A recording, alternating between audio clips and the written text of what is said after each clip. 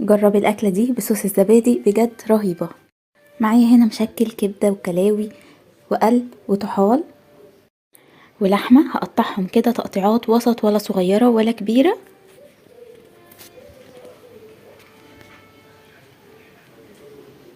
بعد كده اضيف عليها علبة زبادي والتوابل، ملح وفلفل اسود، كمون وكزبرة، بابريكا، توم باودر، بصل باودر، 7 بهارات.